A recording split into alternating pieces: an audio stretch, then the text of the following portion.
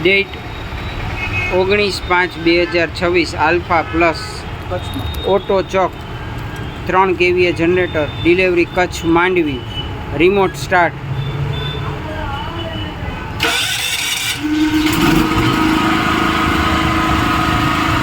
લાઇટની switch on કરી